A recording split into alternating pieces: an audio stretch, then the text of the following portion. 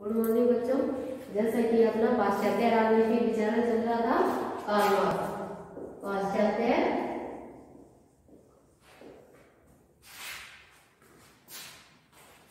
राजनीतिक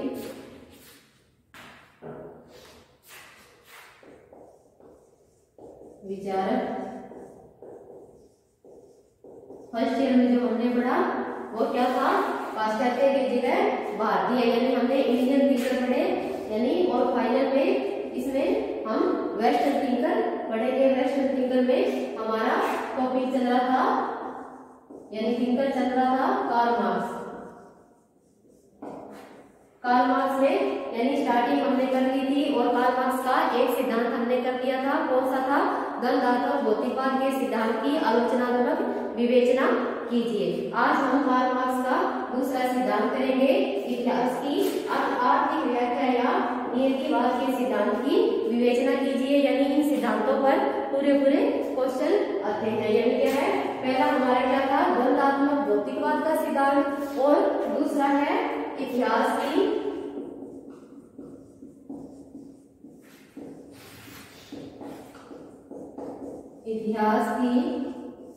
आर्थिक व्याख्या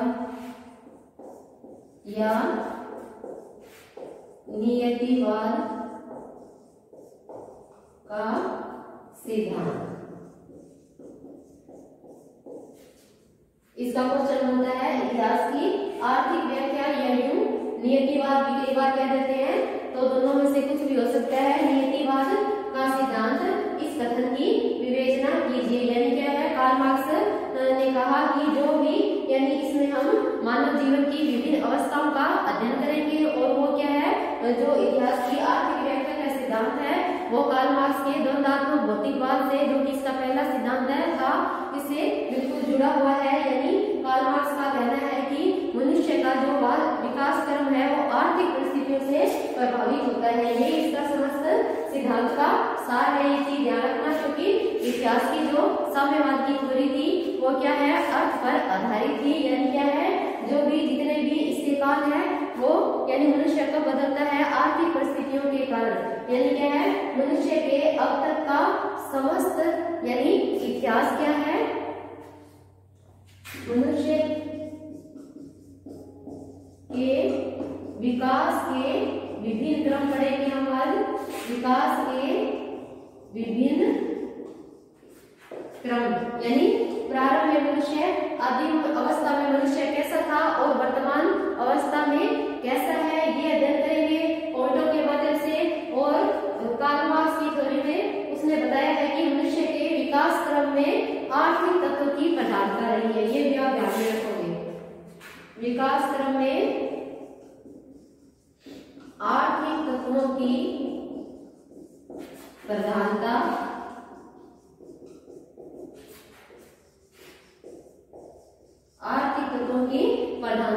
रही है। यानी क्या है? मनुष्य के विकास क्रम को आर्थिक परिस्थितियां प्रभावित करती है, उसके रहन सहन के तरीके को, सभी को क्या है? अर्थ प्रभावित करता है। अब हम इसके आगे पॉइंट करेंगे। यानी क्या है? मार्क्स की विचारधारा में द्वंद्वात्मक भौतिकवाद, यानी जो इसका पहला सिद्धांत था, उसी के अनुसार इतिहास की आर्थिक व्याख्या या नियतिवाद का सिद्धांत भी महत्वपूर्ण स्थिति रखता है। यानी कोई भी सिद्धांत हम करेंगे तो ये लाइनें हर एक में अपने को लिखनी ही है। इसके साथ मार्क्स ने द्वंद्वात्मक भौतिकवाद के सिद्धांत को सामाजिक परिवर्तन के संदर्भ में प्रस्तुत करना इतिहास की आर्थिक व्याख्या। यानी क्या है? हम यूं कह सकते हैं इस सिद्धांत में, यानी द्वंद्वात्मक भौतिकवाद के सिद्धांत को आर्थिक रूप में प्रकट करना ही, यानी द्वंद्वात्मक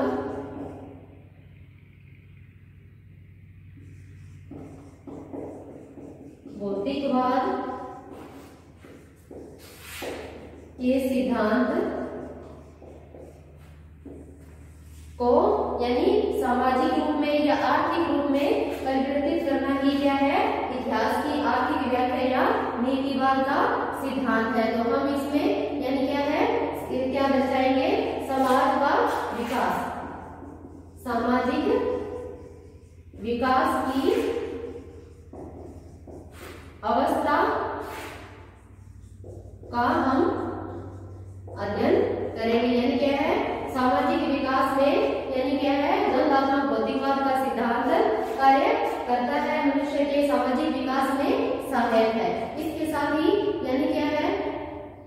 मार्क्स के विचार में इतिहास की कुछ विशेष या महान व्यक्तियों के कार्यों का परिणाम मात्र यानी नहीं मानता, और उनका कहना है कि इतिहास की सभी घटनाएं आर्थिक व्यवस्था में होने वाले परिणामों का परिणाम मात्र है। यानी क्या है, कार्ल मार्क्स ने कहा कि यानी इतिहास जो है वो कुछ व्यक्तियों के यानी कार्यों का परिणाम ही नहीं है, बल्कि क्या है, इतिहास के विकास क्रम में आर्थिक तत्वों की प्रधानता है।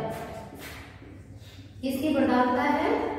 आर्थिक तत्वों की, क्योंकि कार्ल मार्क्स का सिद्धांत अर्थ पर ही आधारित है। अर्थ पर आधारित होने के कारण उसने समाज को दो भागों में बांट दिया, पूंजीपति और श्रमिक, शोषक और शोषित। यानी क्या है, आर्थिक तत्वों की प्रधानता है। और इसके साथ ही यानी उन्होंने कहा है कि इतिहास की सभी घटनाएं आर्थिक व्यवस्था में होने वाले परिणाम मात्र है, और क्या है, राजनीतिक संगठन और उसकी न्याय व्यवस्था का ज्ञान प्राप्त करने के लिए यानी हम यानी इतिहास की आर्थिक व्याख्या के सिद्धांत का महत्व दर्शाते हुए ये कह सकते हैं कि यानी कार्ल मार्क्स की थ्योरी को समझने के लिए या कार्ल मार्क्स के दंडात्मक भौतिकवाद के सिद्धांत को समझने के लिए हमें इतिहास की आर्थिक व्याख्या या नीतिवाद के सिद्धांत का अध्ययन करना ही पड़ेगा।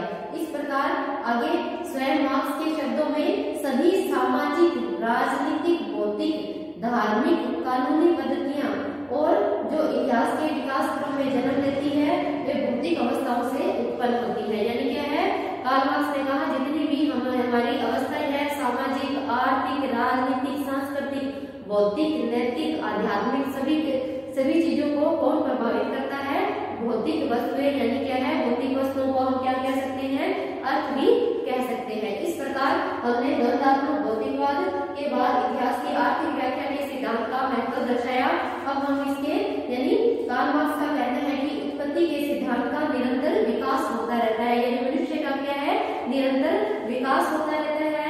हम इसमें मानव के विकास के विभिन्न चरण पढ़ेंगे और विभिन्न चरणों में हम यही चीज ध्यान में देंगे कि इन चरणों के विकास में, रहन सहन में कौन योगदान देता है, कौन बदलाव लाता है, तो वो क्या है, अर्थ या भौतिक पदार्थ। इसके साथ ही उसकी परिवर्तनशीलता का परिणाम होते हैं और हमारे जीवन यापन के ढंग में परिवर्तन लाता है कौन?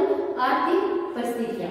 इसके साथ ही इस अवस्था में अब तक उसने क्या कहा कि 6 अवस्थाएं बताई है, और जिसमें 4 अवस्थाएं यानी का अर्थ उन्होंने यानी 6 अवस्थाओं में से यानी 4 अवस्थाओं से समाज गुजर चुका है और 2 शेष अवस्थाएं आनी है। यानी इस प्रकार हम कहेंगे कि कार्ल मार्क्स ने मानव के विकास की 6 अवस्थाएं बताई है। 6 में से 4 अवस्थाएं मनुष्य व्यतीत कर चुका है और 2 अवस्थाएं आनी बाकी है। यानी मानव के विकास क्रम का उसने क्या कहा कि मानव का निरंतर विकास क्रम होता रहता है। इस विकास क्रम में क्या है, आर्थिक घटनाएं और भौतिक पदार्थ सहयोग करते हैं और उनके खान पान, रहन सहन के तरीके में बदलाव लाते हैं। तो इसके लिए हम 6 अवस्थाओं का अध्ययन करेंगे। उसमें कार्ल मार्क्स ने क्या कहा, 4 अवस्थाएं तो बीत चुकी है, 2 अवस्थाएं आनी है। इसमें से सबसे पहली अवस्था है आदिम साम्यवादी अवस्था।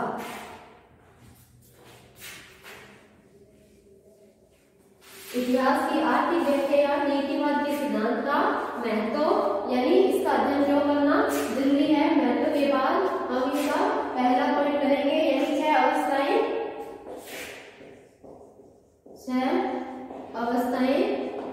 6 अवस्थाओं में से यानी हम पहली अवस्था करेंगे आदिम साम्यवादी अवस्था। इसमें क्या था, मनुष्य कैसे रहता था, यानी क्या है, घुमंतु जीवन व्यतीत करता था। उसके रहन सहन का तरीका भी अलग था।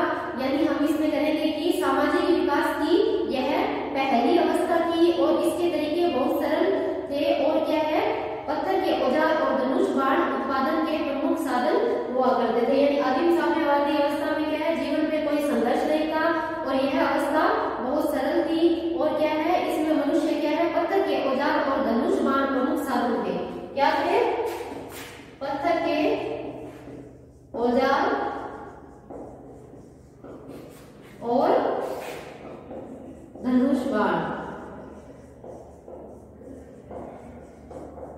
यानी ये इसके यानी उत्पादन के प्रमुख साधन थे। और मनुष्य का जीवन क्या था, संघर्षहीन था और बिल्कुल सादा था। और इसके साथ ही उसने क्या है, शिकार करना, मछली मारना तथा क्या है, वनों से कंदमूल एकत्रित करना उसका प्रमुख व्यवसाय था। यानी क्या है, शिकार करना और कंदमूल यानी एकत्रित करना ही उसका कार्य होता था। यानी क्या है, अपना पेट भरना और यही उसका प्रमुख कार्य था। यानी इस अवस्था में मनुष्य के में आपस में कोई संघर्ष नहीं था। और क्या, भोजन प्राप्त करने के लिए और जंगली जानवरों से रक्षा करने के लिए सामूहिक शक्ति जरूरी थी। यानी क्या है, इसमें लोग इकट्ठे इसलिए होते थे, यानी क्या है, भोजन अपना ग्रहण करने के लिए और अपनी सुरक्षा के लिए क्या है, मनुष्य क्या है, एक दूसरे की सहायता करते थे। यानी क्या है, इसके बाद हम करेंगे कि मनुष्य झुंड बनाकर साथ साथ रहते थे, यानी सुरक्षा की भावना के लिए। इस अवस्था में उत्पादन के साधन समस्त समाज की सामूहिक संपत्ति हुआ करते थे। यानी ध्यान रखोगे, यानी उत्पादन के साधन पर किसका अधिकार था, यानी समस्त समाज की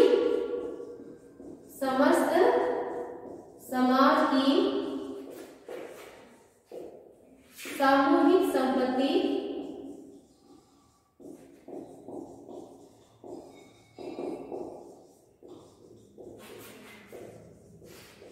हुआ करती थी। यानी इसमें उन्होंने क्या कहा कि उत्पादन के साधन सीमित थे और क्या है, मनुष्य क्या है, शिकार कर मछली मारकर कंदमूल खाकर अपना पेट भरता था। और मनुष्य क्या है, झुंड में रहता था ताकि वो शिकार कर सके और अपनी जंगली जानवरों से सुरक्षा कर सके। और आदिम साम्यवादी अवस्था में मनुष्य के जीवन में कोई संघर्ष नहीं था। यानी उत्पादन के साधन यानी क्या थे, पत्थर के औजार और क्या थे, इसमें धनुष बाण हुआ करते थे। और इसमें क्या है, उत्पादन के साधनों पर किसी एक व्यक्ति या समूह का नियंत्रण नहीं था।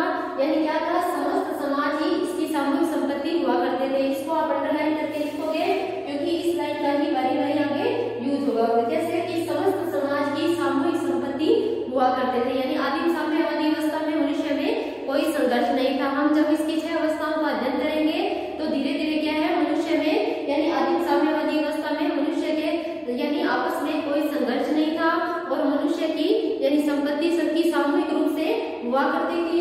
लेकिन धीरे धीरे ही यानी सामाजिक अवस्था में परिवर्तन आता गया, संपत्ति का उदय हुआ, तेरे मेरे की भावना उत्पन्न हुई और एक स्थान को मनुष्य ने घेर कर कहा कि यह जगह मेरी है। इस प्रकार संपत्ति के उदय से यानी क्या है, जो अच्छी जमीन थी या जो चालाक लोग थे उन्होंने क्या है, अधिक भूमि पर अपना अधिकार कर लिया या हड़प लिया। और जो गरीब लोग थे, भोले लोग थे, उनके पास भूमि नाम मात्र की बची या बची ही नहीं। इस प्रकार क्या है, जमींदार लोग जो सामंती लोग हैं वो शोषण करने लगे गरीब व्यक्तियों का। और क्या है, जो उत्पादन के साधन होते थे उन पर क्या है, अमीर और पूंजीपतियों का अधिकार हुआ करता था। और पुलिस, न्यायालय और जेल व्यवस्था भी उनके अधीन थी। इस प्रकार यानी 2 वर्गों का यानी निर्माण हो गया, पूंजीपति और श्रमिक। और क्या है, हम ये कह सकते हैं कि अत्यधिक शोषण क्रांति का कारण बनता है। तो पूंजीपति स्वयं ही अपने विनाश का कारण बने। पूंजीपति ने क्या है, अधिक शोषण के कारण यानी श्रमिक वर्ग में उनके प्रति क्या है, विद्रोह की भावना उत्पन्न हो गई। और इसमें क्या है, कार्ल मार्क्स ने पूंजी श्रमिक वर्ग के यानी उनको उत्थान में सहयोग किया। उन्होंने क्या कहा, विश्व के मजदूरों एक हो जाओ का नारा लगाया। और उन्होंने श्रमिक वर्ग के अधिनायकत्व की बात की और श्रमिक वर्ग के विजय की बात की। और अंत में उन्होंने यानी वर्गहीन राज्यहीन समाज की स्थापना का आदर्श रखा, जिसमें धर्म जाति के आधार पर किसी के साथ कोई भेदभाव नहीं होगा। यही इसके द्वंद्वात्मक भौतिकवाद कार्ल मार्क्स की 6 अवस्थाओं में हम इनका अलग अलग अध्ययन करेंगे। तो पहले हमने किया आदिम साम्यवादी व्यवस्था। इसमें क्या था, समाज की संपत्ति संबंधी उनमें कोई मतभेद नहीं था, सॉरी। और सब संपत्ति क्या होती थी, सबकी सामूहिक रूप से हुआ करती थी। और क्या है, इस अवस्था को यानी शोषण करने की स्थिति में नहीं थे, इसलिए इसे साम्यवादी अवस्था कहा गया। यानी इसमें शोषण नहीं होता था और इसीलिए इसे आदिम साम्यवादी अवस्था कहा गया। दूसरी अवस्था हम पढ़ेंगे दास अवस्था। आदिम साम्यवादी अवस्था के पश्चात इसमें हम दूसरी अवस्था पढ़ेंगे दास अवस्था। दास अवस्था। दास अवस्था जैसे नाम से क्लियर हो रही है कि इसमें संपत्ति का उदय हो गया और इसमें क्या है, दो वर्ग बन गए, यानी क्या है, एक तो पूंजीपति और दूसरा क्या है, श्रमिक, यानी क्या है, जमींदार, या यूं कह लो जमींदार और किसान। जमींदारों के पास अधिक भूमि होने के कारण वे क्या है, यानी किसानों को उनकी यानी भूमि से विहीन करके और क्या है, उनको से मजदूरी करवाकर उनकी मजदूरी का पूरा यानी उत्पादन के साधनों पर उनका अधिकार हुआ करता था और जो अतिरिक्त मूल्य है वो क्या है, पूंजीपति ही हड़प जाता था। जैसे दास अवस्था धीरे धीरे भौतिक स्थितियों में परिवर्तन हुआ, यानी क्या है, हमारा जो इतिहास की आर्थिक व्याख्या या नीतिवाद का सिद्धांत है वो अर्थ पर आधारित है। अर्थ का दूसरा अर्थ आप भौतिक भी लगा सकते हो, यानी अर्थ और भौतिक एक ही बात है, या यूं कह लो धन से संबंधित यानी आर्थिक सिद्धांतों यानी अर्थ पर आधारित है। इसके साथ ही यानी दास अवस्था में संपत्ति धीरे धीरे भौतिक स्थिति में परिवर्तन हुआ। अब व्यक्ति खेती और पशुपालन करने लगे, यानी क्या है, पहली अवस्था में जो साम्यवादी अवस्था थी इसमें व्यक्ति झूठ के रूप में रहता था, अब क्या है, इसमें दास अवस्था में भौतिक स्थितियों में परिवर्तन होने लगा। अब मनुष्य ने यानी कुछ स्थान घेरकर उस पर खेती करने लगा और पशुपालन करने लगा, यानी खेती और पशुपालन।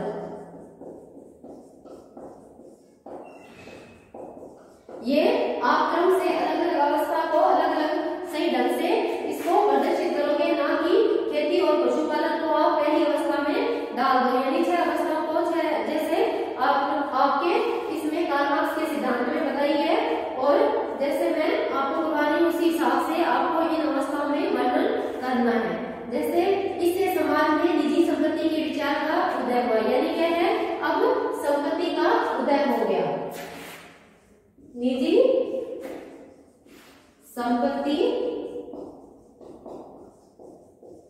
संपत्ति का उदय हो गया, यानी क्या है, कुछ स्थान पर मनुष्य खेती करके कहने लगा कि यह स्थान मेरा है और एक स्थान को घेरने के पश्चात उसे लगने लगा कि मेरे आने वाली पुश्तों के लिए यही जमीन काम में आएगी, उन्हें नई जमीन खोजने की आवश्यकता नहीं पड़ेगी।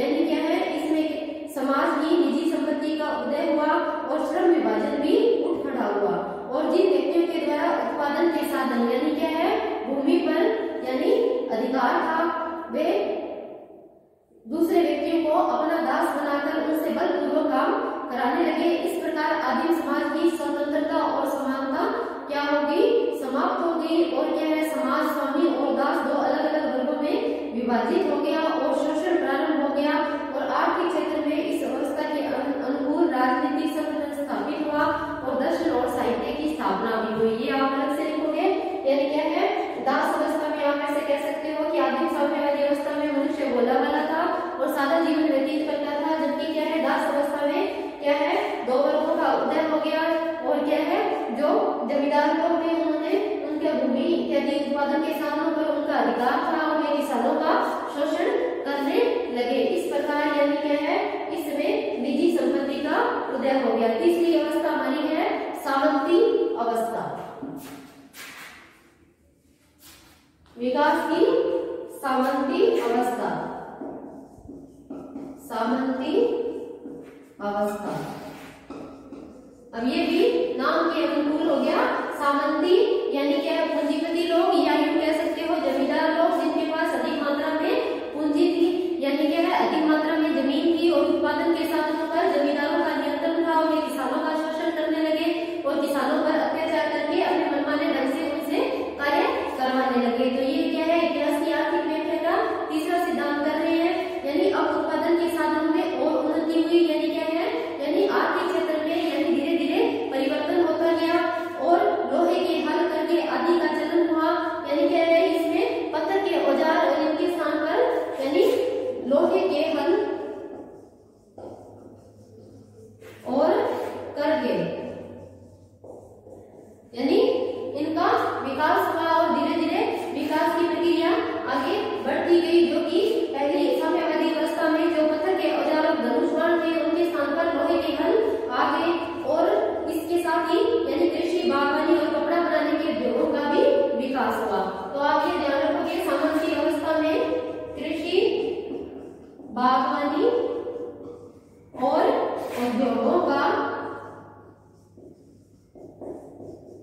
विकास उद्योगों का विकास हुआ, यानी क्या है, धीरे धीरे यानी उद्योगों का और बागवानी का विकास हुआ। उद्योगों का यानी जो उद्योगों पर जो कमांड संभालता था, ये उद्योग के जो अधिकारी थे वो पूंजीपति थे और क्या है वो श्रमिकों का शोषण करते थे। या हम यूं कह सकते हैं कि उद्योग जो थे वो पूंजीपतियों द्वारा स्थापित किए गए थे, बड़े लोगों द्वारा स्थापित किए गए थे। इसके साथ ही यानी इस अवस्था में यानी उत्पादन के इन साधनों में सफल प्रयोग के लिए जरूरी था कि श्रमिक वर्ग अपनी रुचि और योग्यता के साथ कार्य करे और दास प्रथा के स्थान पर एक नवीन प्रकार का यानी संबंध, उत्पादन का जो संबंध है कायम हो गया, जो कि सामंत अवस्था के नाम से जाना जाता है। यानी क्या है, दास अवस्था से सामंती अवस्था इस प्रकार भिन्न है कि मजदूरों के काम को देखा गया और इसके साथ ही इस सामंती अवस्था के अंतर्गत समस्त समाज भूमि और उत्पादन के साधनों के स्वामी हुआ करते थे। यानी क्या है, वही अवस्था की रहेगी दास अवस्था। यानी क्या है, उत्पादन के साधनों, उद्योग और बड़े बड़े कारखानों के मालिक कौन होते थे, सामंती या पूंजीवादी। इसके साथ किंतु भूमि पर खेती और दस्तकारी का कार्य क्या करते थे, यानी खेती और उद्योगों में कार्य काम कौन करते थे, किसान लोग ही या श्रमिक लोग ही। श्रमिक आ गया यहाँ, किसान और श्रमिक करते थे। और किसानों के सामंतों का नियंत्रण दास प्रथा की तुलना में अपेक्षाकृत कम था, किंतु इस अवस्था में शोषण इतना भयंकर था जितना कि दास अवस्था में। इस अवस्था में शोषक और शोषित में निरंतर संघर्ष शुरू हो गया। यानी क्या है, विकास बढ़ते बढ़ते धीरे धीरे क्या है, सामंती अवस्था में शोषक और शोषित यूं कहोगे दो वर्ग बढ़ गए, शोषक और शोषित, दो वर्गों का विकास हो गया। यानी क्या है, स्पष्ट रूप से सामने आ गए कि जमींदार जो लोग हैं जिनका भूमि पर अधिकार है या कारखानों पर या उत्पादन के साधनों पर अधिकार है वो शोषक है, दूसरे किसान और श्रमिक क्या है, शोषित है। इस प्रकार दो वर्गों का विभाजन हो गया। अब चौथी अवस्था हमारी है पूंजीवादी अवस्था। यानी हमने इतिहास की साम्यवादी अवस्था में कहा था कि 4 अवस्थाओं का यानी से हम गुजर चुके हैं, 2 अवस्थाएं अभी आनी बाकी है। तो चौथी अवस्था हमारी क्या थी, पूंजीवादी व्यवस्था।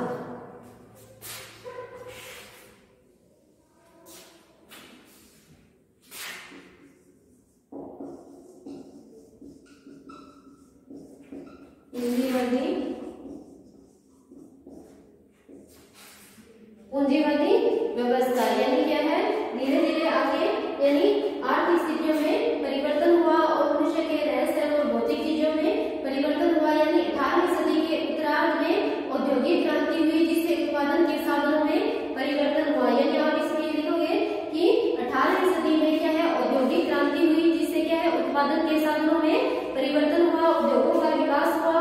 और इसके साथ ही यानी उन्होंने कहा इस अवस्था में पूंजीपति उत्पादन के साधनों का स्वामी होता था। यानी शोषक और शोषित वर्ग के साथ अब हमारे सामने पूंजीपति वर्ग के रूप में जमींदार सामने आ गया। यानी क्या है, 2 वर्ग हो गए, शोषक और शोषित यानी पूंजीपति और श्रमिक। इस प्रकार 2 वर्गों में यानी बढ़ गया और उत्पादन के साधनों का स्वामी होता था कौन, पूंजीपति। लेकिन वस्तुओं के उत्पादन का कार्य श्रमिकों द्वारा किया जाता था और वस्तुओं का उत्पादन बहुत ही बड़े पैमाने पर किया जाता था क्योंकि उद्योग थे और श्रमिक इस अर्थ में तो स्वतंत्र थे कि पूंजीपति उन्हें बेच और खरीद नहीं सकते, किंतु श्रमिकों के पास उत्पादन न होने के कारण उनकी वास्तविक स्थिति दासों से अच्छी नहीं थी और पूंजीपतियों द्वारा इनका भयंकर शोषण के शिकार होते थे। यानी क्या है, जो पूंजीवादी व्यवस्था है इसमें क्या है, यानी जमींदार की जगह आप कह लो यानी पूंजीपति यानी सामने आए और उन्होंने बड़े बड़े उद्योगों का विकास किया और उन उद्योगों में श्रमिक जो थे वो क्या है, स्वतंत्र थे, कार्य करने को स्वतंत्र थे। लेकिन उनकी स्थिति क्या है, यानी उत्पादन के समस्त साधनों पर पूंजीपतियों का अधिकार होने के कारण यानी उनकी स्थिति दासों से अच्छी नहीं थी। इस प्रकार हमने कार्ल मार्क्स का दूसरा सिद्धांत इतिहास की आर्थिक व्याख्या या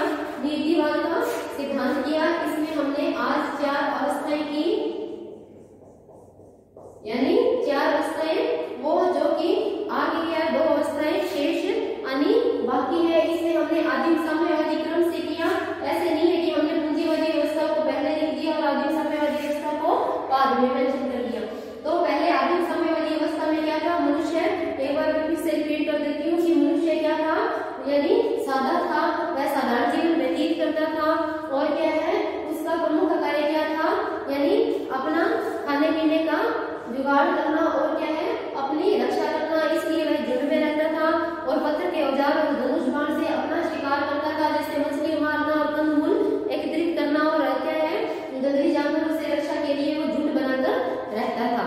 यानी ये तो हुई आदिम साम्यवादी अवस्था। उसके पश्चात दास अवस्था आती है। दास अवस्था में क्या है, यानी धीरे धीरे यानी पूंजीपति और जमींदार लोगों का या सामंती लोगों का यानी प्रभाव बढ़ने लगा। यानी क्या है जमींदार लोग जो अधिक भूमि पर अधिकार कर लिया, और क्या है किसान लोग जो है जिनके पास बहुत कम भूमि बची या बची ही नहीं। इस प्रकार क्या है जमींदारी प्रथा या सामंती प्रथा का उद्भव हुआ। इसमें क्या है वे यानी किसानों का शोषण करते थे और बलपूर्वक उनकी जमीन हथियाने का कार्य भी उनके द्वारा किया जाता था। और धीरे धीरे सामाजिक अवस्था में परिवर्तन होने लगा, और क्या है धीरे धीरे यानी लोहे के हल और करके विकसित होने लगे। उद्योग धंधे और कपड़े बुनाई के धंधे भी यानी उद्योग भी विकसित होने लगे। इससे क्या है उनमें क्या है पूंजीपति यानी जो उद्योगों पर किनका अधिकार था, पूंजीपतियों का अधिकार था। और पूंजीपति के उद्योगों में जो श्रमिक कार्य करते थे यानी वो वैसे तो दास अवस्था की तुलना में स्वतंत्र थे, लेकिन उनकी आर्थिक स्थिति दास अवस्था से कुछ कम नहीं थी। यानी क्या है वे अपना कोई व्यवसाय नहीं कर सकते थे। पूंजीपतियों के अधीन ही उन्हें औद्योगिक नीतियों को मानते हुए ही अपना कार्य करना पड़ता था। इस प्रकार हमने आज 4 अवस्थाओं का अध्ययन किया। 2 अवस्थाओं का अध्ययन हम नेक्स्ट वीडियो में करेंगे। आज के लिए बस